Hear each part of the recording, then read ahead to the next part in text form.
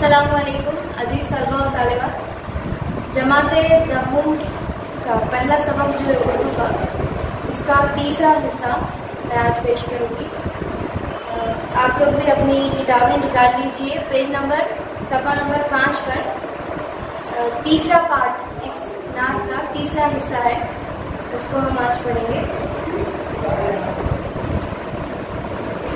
اسی پر ہمیشہ بھروسہ کرو تم، اسی سے سدا عشق کا دم بھرو تم، اسی کے غضب سے ڈرو گر ڈرو تم، اسی کی طلب میں مرو جب مرو تم.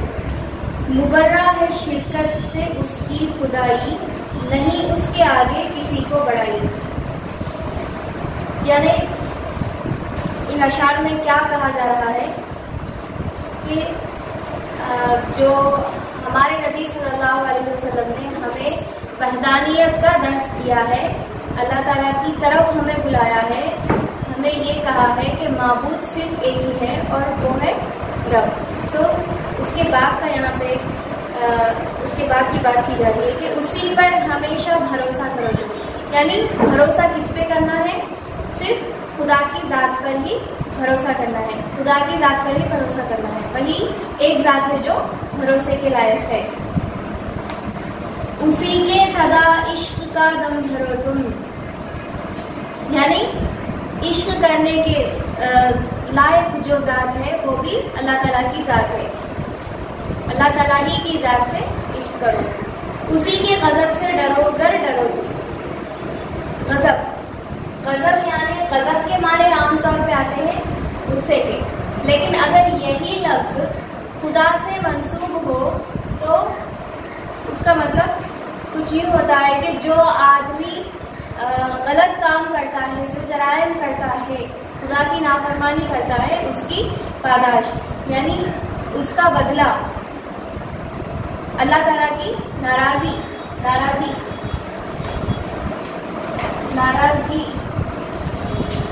عام طور پہ اسی طرح لکھا جاتا ہے، لیکن صحیح املا جو ہے ناراضی. تو اللہ تعالیٰ کی ناراضی. کس سے ڈرنا ہے؟ ہمیں کسی سے نہیں ڈرنا ہے، نہ لوگوں سے ڈرنا ہے، نہ دنیا سے ڈرنا ہے. کس سے ڈرنا ہے؟ صرف اور صرف اللہ تعالیٰ کی ناراضی سے، اس کے غصے سے ڈرنا ہے. اسی کی طلب میں مرو جب مرو تم. یعنی اگر کسی چیز کی طلب ہو، اگر کسی چیز کی طلب ہم رکھتے ہیں تو کس کی طلب ہو؟ صرف اللہ تعالیٰ ہی کی طلب ہو، اس کی محبت ہو. اسی کی طلب میں جان اگر دینا ہے تو اسی کی طلب میں دینا ہے. اسی کی طلب میں مرو جب مرو تم. مبرہ ہے شرکت سے اس کی خدائی. مبرہ صحیح تلفظ مبرہ نہیں ہے، مبرہ ہے. اس کے معنی ہے پاکیزہ، پاک یا پاکیزہ. یعنی مبرہ ہے شرکت سے اس کی خدائی. خدائی جو ہے اللہ تعالیٰ کی، وہ شرکت سے مبرہ ہے، شرکت سے پاک ہے. یعنی اس کا کوئی شریک نہیں ہے، وہ اکیلا ہی اس ساری کائنات کا خالق ہے. کوئی اس کا شریک نہیں ہے، کوئی اس کی خدائی میں داخل نہیں ہے، کوئی دخل نہیں دے سکتا. مبرہ ہے شرکت سے اس کی خدائی، نہیں اس کے آگے کسی کو بڑھائی. یعنی اللہ تعالیٰ سے بڑا کوئی نہیں ہے، وہی سب سے بڑا ہے، وہی سب کا خدا ہے. اس کے بعد کا بند ہے وہ بجلی کا کڑکا تھا یا صوت ہادی. یعنی جو آپ صلی اللہ علیہ وسلم کے آنے کے بعد عرب میں جو تبدیلی رونما ہوئی، شاید اس کے بارے میں کہہ رہا ہے کہ وہ بجلی کا کڑکا تھا یا صوت ہادی. یعنی جیسے بجلی کڑکنے سے سب چونک جاتے ہیں، سب پریشان ہو جاتے ہیں کہ یہ کیا ہو گیا، اچانک چونک کر دیکھنے لگتے ہیں کہ یہ اچانک کیا ہو گیا. تو اسی طرح وہ بجلی کا کڑکا تھا. جس طرح تبدیلی رونما ہوئی تیزی سے، جس طرح عرب بدل کے رہ گیا، تو بجلی کا کڑکا تھا یا صوت ہادی. تو شاید استعارہ، یعنی استعارہ کیا ہے؟ جس میں کسی چیز तशबीह दी जाए, किसी चीज को किसी चीज से तशबीह दी जाए, लेकिन जो है जिस चीज की तशबीह दी जा रही हो, जिस चीज की तशबीह दी जा रही है सिर्फ वही लफ्ज बयान किया जाए। अभी आपको तशबीह के इस्तिआरे के बारे में मैं आइंदा कभी क्लास लूंगी। तो खैर ये इस्तिआरा है, बिजली का कड़का था या सौते हादी। सौते हादी, हादी का मतलब है हिदायत देने वाला, सौत का मतलब है आवाज, यानी हिदायत देने वाले की आवाज, हिदायत देने वाले की आवाज थी। हादी कौन है? खुदा है। तो आप सल्लल्लाहु अलैहि वसल्लम अल्लाह ताला ही के फरमान को सुना रहे थे, यानी उसी की आवाज थी, हिदायत देने वाले की आवाज। वो बिजली का कड़का था या सौते हादी। अरब की जमीन जिसने सारी हिला दी, यानी जैसे ऐसी बड़ी तब्दीली थी जैसे कोई जलजला आ गया हो, सारी हिला दी। नई एक लगन दिल में सबके लगा दी, यानी सबके दिलों को बदल दिया और एक नई लगन उनके दिलों में लगा दी। एक आवाज में सोती बस्ती जगा दी।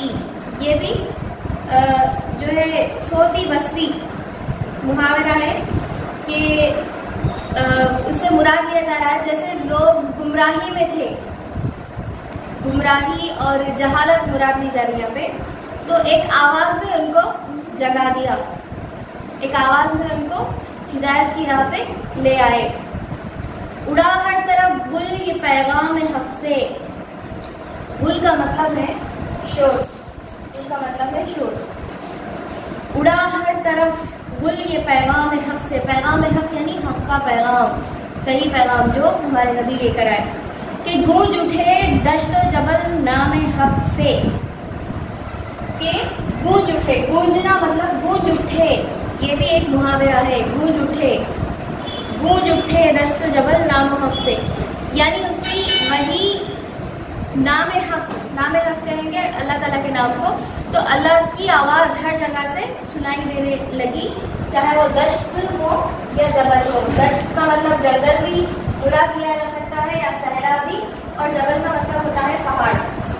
गूंज उठे दश्त जबल नाम हक से। इस नाम को जुनैद जमशीद ने पढ़ा है बहुत ही खूबसूरत अंदाज में। अगर आप चाहें तो YouTube पर सर्च करके सुन सकते हैं। इसके अलावा इसके बाद जो है खुलासा मौजूद है, उसको आप पढ़िए और सवाल जो दिए गए हैं समझना, इज़हार ख्याल करना के तहत, और जो भी सवाल यहाँ पे दिए गए हैं उसको आप खुद हल करने की कोशिश कीजिए। जहाँ भी आपको कोई डाउट आ रहा हो तो वीडियोस को बार बार सुनिए, वीडियोस को सुन के आप जवाब देने की कोशिश कीजिए और खुद से लिखिए। ठीक है, मिलते हैं अगले सबक में। अल्लाह हाफिज़।